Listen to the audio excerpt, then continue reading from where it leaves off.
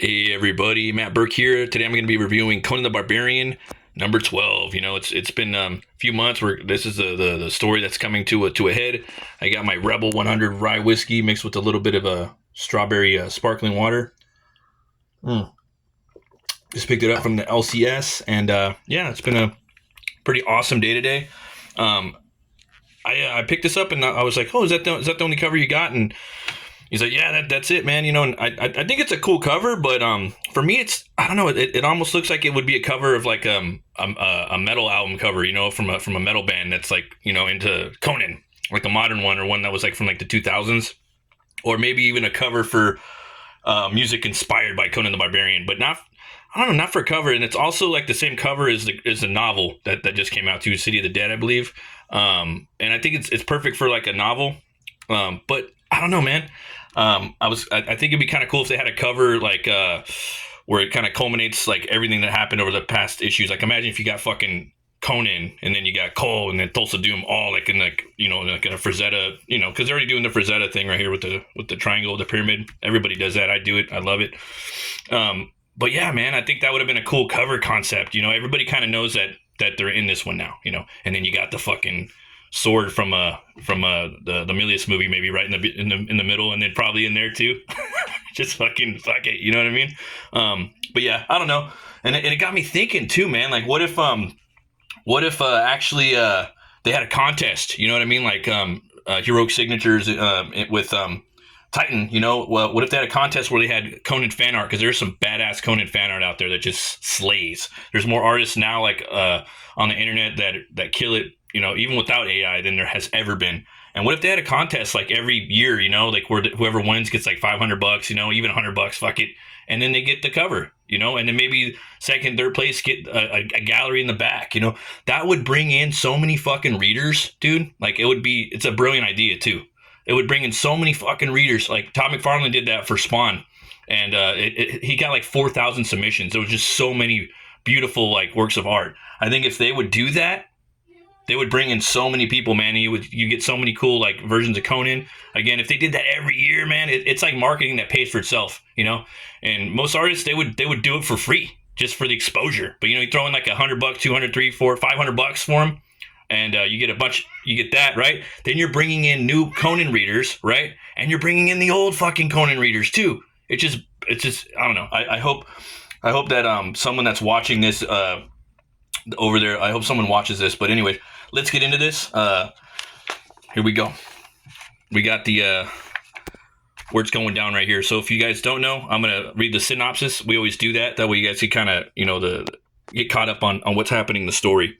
Delving deep into the bowels of Atlantean Earth, Cole's royal retinue of Conan of Samaria ruled a spear slayer, and the elite Red Slayer guards followed their king in search of a mysterious evil.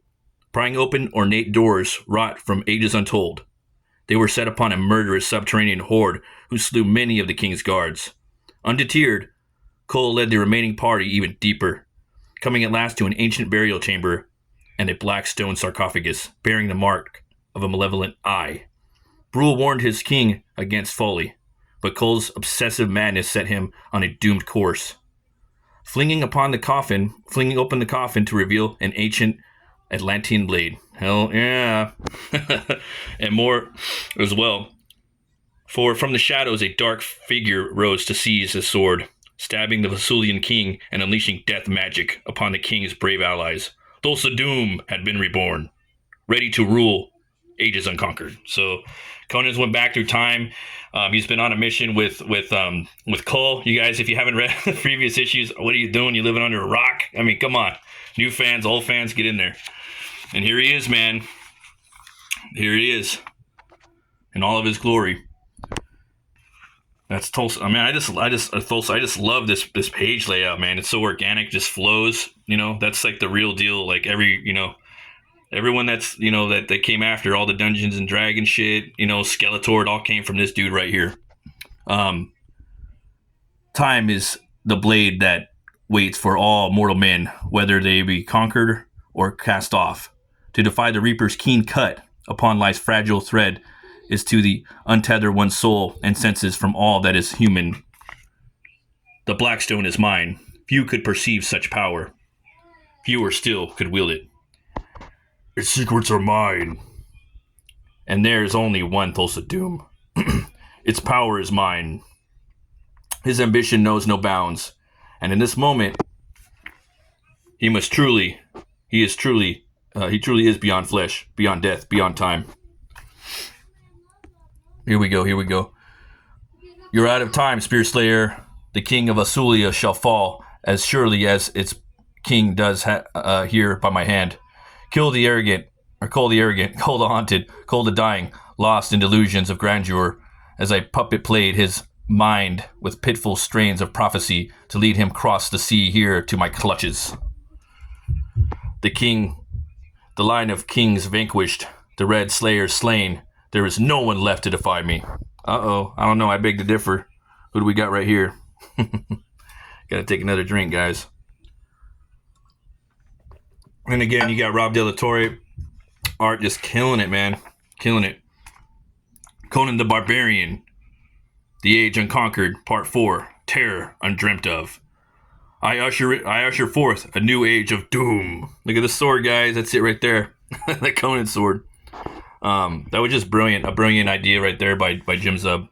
And so right here, we're going to jump into a little kind of flashback, a quick origin of Cole of Thulsa Doom, man.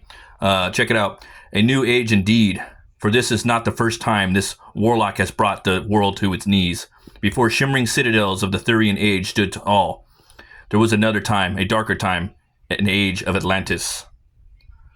For centuries, the island's enlightened citizens lived in peace and plenty. Farmers and philosophers worked together as they gave thanks to their gods of stone and sky, until from the same sky came a light, a baneful light. A comet that struck with dire devastation. Few survived the horrific impact, and all who remained were afraid to approach the smoldering Blackstone at the burning pit's core.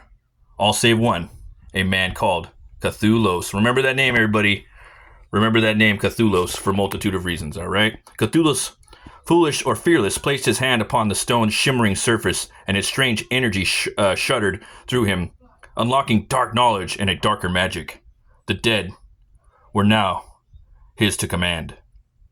And he bade every corpse on the island to rise as one and follow their new master. Damn, dude, that's fucking metal, man. This is so cool. Oh, man, this is fucking awesome. I love this art. Hey, dude, and check it out, right?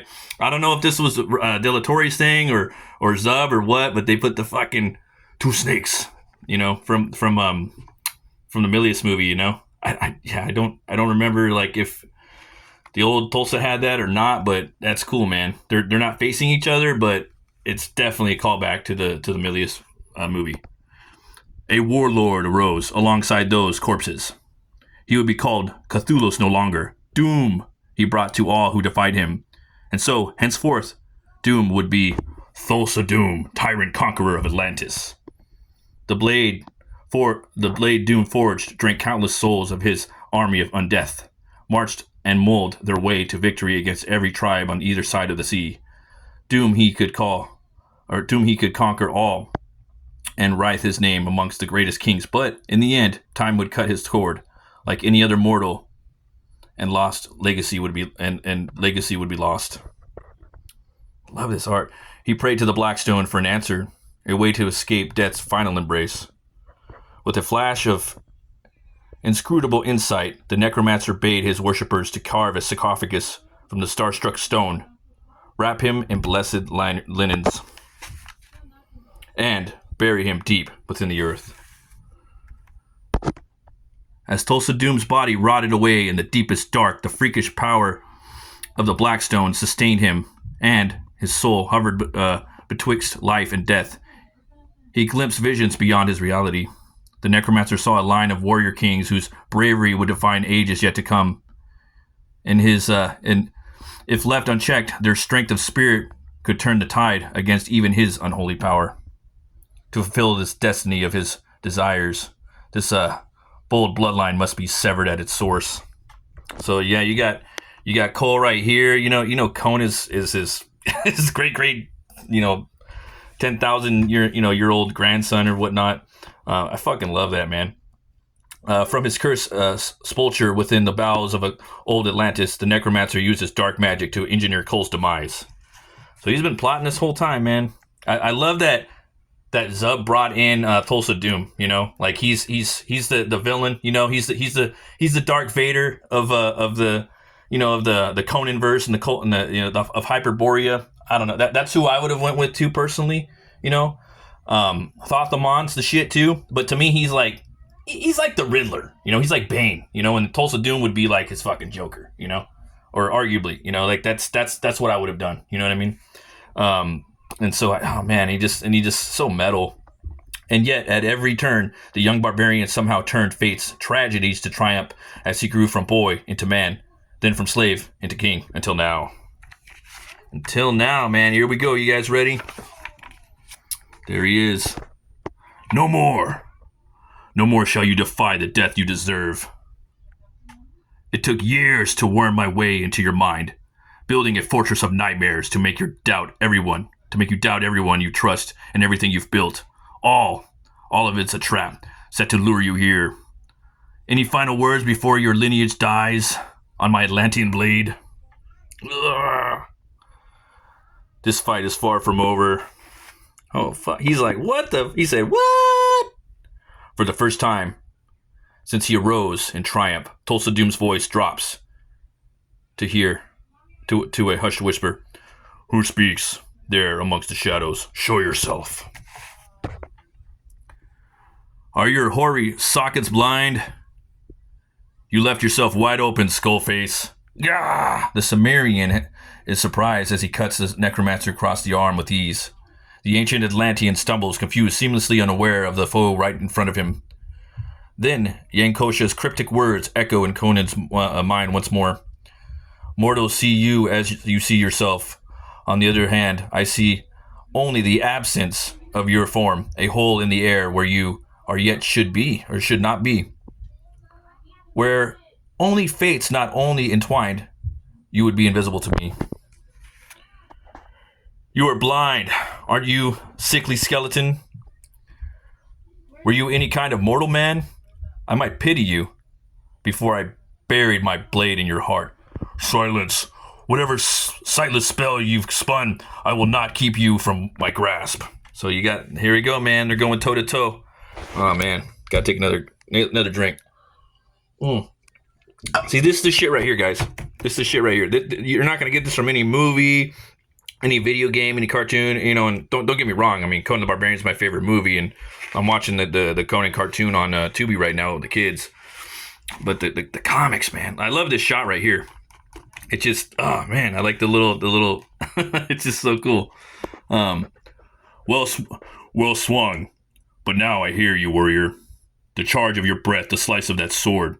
It's only a matter of time before you falter, and he fucking uppercuts him in the nose. I didn't expect that. I don't know. It was just like Conan's like, shut the fuck up. Wham! He just uppercuts him. It's so cool. Like right when he's trying to deliver his line, the Cimmerian brings the old picked blade down with fervent force. But the Atlantean sword is still stronger. Of course it is. Of course. Ha! Broke your weapon, did I? Invisible or not, you'll die like the rest. Ugh. With a sound like crushed insects, the Cimmerian slams his broken blade into the necromancer's living skull. Fucking dope, dude. Did you see the worms coming out? Oh man, it's fucking metal, man. Never is longer than you know, and time favors one who lies beyond the Reaper's touch. Because flesh is weak, my will and weapon are stronger. Flesh is weak, boy. Remember that from the movie? He says that. James Earl Jones. All right. Or steel is weak, boy. And flesh, you know, he's I don't know. I might be tripping, but it reminded me of the scene where James Earl Jones has Arnold there, you know, when Arnold breaks in and he knocks out that one dude that was trying to hook up with and he goes in there and, you know, James Earl Jones is like, come to me, my child. You know, steel is weak, boy, but the flesh is stronger. We'll see about that. So here we go. So yeah, man, they double team, and I like that their Zub made he made Tulsa pretty strong in here. Like it's taking two of them, you know, like he made him. I don't know, man. Like for me, if I was doing Tulsa, I would make him strong like this too as well. If I had the honor of writing it, you know, because you don't want Conan to be too OP. And I think that the idea of maybe two or three of these motherfuckers taking him on, that's brilliant. I love that. Disarmed and distraught and distracted, Tulsa Doom is caught by a swift strike from the Spear Slayer. As he stumbles toward the black stone sarcophagus that once was his tomb. Ignorant whelp, when you took my sword, our fates met amongst the stars. It's just like this such cosmic like weight, dude, in this story. I love it. Through the veil of mist and shadow, the necromancer finally knows his enemy. And now, I see you, Conan of Samaria. Tulsa Doom's limbs crackle with ancient magic that suffocates his strength. And what can be seen can be stopped and slain. And with a quick turn and his open hand, death magic fires forth to strike the Sumerian from all sides. Imagine that, man. Must feel like lightning and fire and cold, you know, all at once, just singeing your sinews. Gods, I don't know how you cross vast canyons of time to be here, but it matters not. I'll cut you down with Cole's own sword and suffer fools no longer. Going there we go, just slashing. I love it, man. I love this fucking fight. They didn't have to make this fight this many pages, right? But they did. They fucking did. I love that, man. I love it. Burning with pain, jolted by anger, Conan does not hear the necromancer's gloating or his threats. Every sound in the chamber is drowned out by the pounding of his heart and the barbaric rage surging in his veins. Look at that. He just dropping a little shoulder right there into him. I love it. I love it, man. The Atlantean sword was forged in fire, blessed in deepest black. Just takes his hand off right there. Right. Wait till you guys see what comes next. It is Doom's weapon of war, bewitched to break all enemies. Now its unrelenting power is brought to bear upon its mighty master. And yet, still, the corpse fights on. Crom. Dude, the fucking worms are all over his face, dude. That's gross. Look at that, so metal. Every scrap of this body is infused with death, barbarian. Resist if you can, but it will not change nothing. Urgh. Conan valiantly fights Doom in our stead, but he won't last much longer. Bring forth your tiger strength, and let us banish this bastard once and for all. Indeed. Oh man, I love this, man. I'm so glad that we got this. You know what I mean? This has been an awesome year, guys. Like, I don't want to spoil too much more. All right, I'm gonna leave it like that. You guys gotta go fucking go to the LCS and pick up this book. All right, it's been a long review. We're gonna see what happens in the back of the book. All right, in the back of the book, you're gonna get a little bit of a hint of this that's coming out. All right, I already put this on my pull. Best believe Battle of the Blackstone. Digging that art right there. It looks pretty cool. I like that. I like the silhouette. Well, not a silhouette, but I love the darkness right in the eyes, the crimson eyes, smoking, right? Very nice. And that's the cover I was talking about, similar to the beginning. You read this right here. It's going to talk about how Robert E. Howard was friends with, pen pals with Lovecraft, and how they were creating a low-key ninja universe shared, you know what I mean? And I don't know, I guess that was possibly Lovecraft's like idea, but it's pretty obvious, you know what I mean? And I love it. I think they both blend well together perfectly. And yeah, check this out. You guys got to read this. This is some really cool like little morsel they put in the back. You know what I mean? Like a little juicy chunk of something. I commend the guys for doing that. Hail Jeffrey Shanks and Jim Zub and De La Torre. Man, you guys did a killer job. And Panosian, man, he's fucking killing it. We got this. This is going to be the issue 13. Can't wait for that. I'm going to have to tell my LCS to give me that cover because Panosian, dude, oh my God, that guy's art. Just next level inspiration. As always, folks, thanks for watching. Always remember to be bold, be brave, and roll the bones to know your role. I'll see you guys later and stay fucking metal. Peace.